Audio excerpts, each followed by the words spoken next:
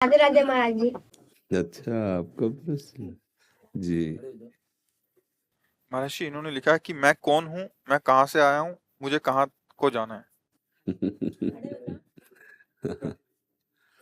वैसे अभी तो हम आपसे प्रार्थना करेंगे कि आप कुछ नाम जप कीजिए और विद्या अध्ययन कीजिए, जो आपके क्लास की पढ़ाई है, और माता पिता की आज्ञा में रहिए। रोज पैर छूते हैं माता पिता के? ठीक है। थोड़ी देर नाम जप करते हैं। सुबह 11 माला, शाम को 5। काशी के हो ना, विश्वनाथ जी की।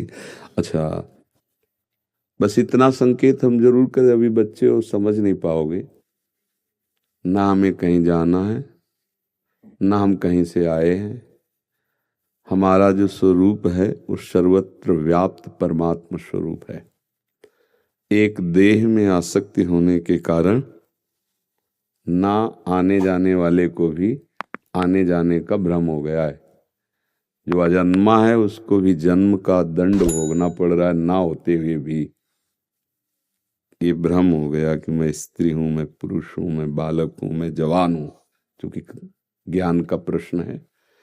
इसी स्थूल शरीर के राग के कारण काम क्रोध लोभ मोह मद मत्सर गंदी बातों में हमारी वृत्तियां चली गई, पाप कर्म बन गए। उसके अनुसार बहुत से संचित कर्म जमा है। अब नए शरीर का निर्माण देकर भगवान ने जो हमें भेजा, अब कर्म मिटाने के लिए हम आए, कर्म बंधन काटने के लिए। फिर भूल होती चली जाती, फिर यौवन अवस्था आई, फिर वही कर्म बन गए जिनके द्वारा हमें बंधन प्राप्त होता है। फिर बुढ़ापे में वही सब चिंताएं, फिर शरीर छूटा, फिर नया शरीर। एक क्रम चल रहा है भ्रम का, जैसे एक दीर्घ स्वप्न। स्वप्न में देखा हम जग गए, वहां गए, वहां गए, फिर देखा सो गए, फिर जग गए, वो सब स्वप्न ही में हो रहा है। ऐसे ही ये जन्म मरण एक भ्रम बहुत बड़ा चल रहा है। ज्ञान, भक्ति से उत्तर दूसरा है, क्योंकि काशी का विषय इसलिए ज्ञान। एक स्वप्न, दीर्घ स्वप्न चल रहा है। अभी जो हम जगे हुए देख रहे हैं तो हम सोए हुए ही हैं, क्योंकि हम अपने को पुरुष देख रहे हैं, अपने को स्त्री देख रहे हैं, विद्वान देख रहे हैं, धनी देख रहे हैं। इतना समझ लो, शुद्ध मैं के साथ कुछ भी लगा तो सोया हुआ पुरुष है। मैं ज्ञानी, मैं अज्ञानी, मैं पुरुष, मैं स्त्री, मैं धनी, मैं निर्धन, मैं विद्वान, मैं मूर्ख, कुछ भी मैं के साथ लगा तो अभी वो सोया हुआ पुरुष है। जब सब स्मृति मिट जाए, केवल मैं शुद्ध, अब वो ब्रह्म है। ना उसको कहीं आना है, ना कहीं जाना है, ना उसका जन्म है, ना मरण है। वही जीवन मुक्त कहा जाता है। अब इसे सरलता से देख लेते हैं तो हम गुरुदेव को अपना प्रभु मानते हैं, और गुरुदेव की बताई हुई उपासना के अनुसार यदि हम साधन करें तो हमारे सारे राग मिट जाएं, हमारी सारी आसक्तियां मिट जाएं। गुरुवाणी की कृपा से हम इसी जन्म में भगवान को प्राप्त हो जाएं, भक्ति भगवान को प्राप्त हो जाएं। वही भगवान को भक्तजन भगवान कहते हैं, ज्ञानी जन ब्रह्म कहते हैं, योगी जन परमात्मा कहते हैं।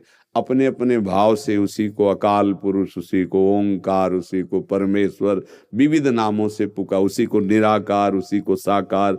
झगड़ा होता है अज्ञान में, ज्ञान में नहीं। वो एक ही है, उसे कुछ भी पुकारो, आप पुकार सकते हैं जिस भाव से चाहो। जाकी रही भावना जैसी प्रभु मूर्त देखी। तो ये आना जाना तब तक नहीं मिटेगा जब तक अपने स्वरूप को नहीं जान लेंगे। और वो जब तक हमारे अंदर कोई भी चिंतन है, शरीर का, भोगों का, वस्तुओं का, संबंधों का, पदों का, लोकांतर का, तब तक स्वरूप बोध नहीं होता है। जब चिंतन रहित चित्त हो गया, स्थूल सूक्ष्म कारण तीन, तब वो अपना जो स्वरूप है उसका अनुभव अपने आप से अपने आप में होता है। वो किसी करण से नहीं होता, मन से कि बुद्धि से कि चित्त से कि हम से, अपने आप से अपने आप का अनुभव होता है। अभी बच्चे हो, वो प्रश्न बहुत बड़ा गूढ़ है, काशी से आए हो तो ये सुनते रहना, इसको रख लेना। जब आगे बुद्धि विकास को प्राप्त होता है इसे समझ लेना।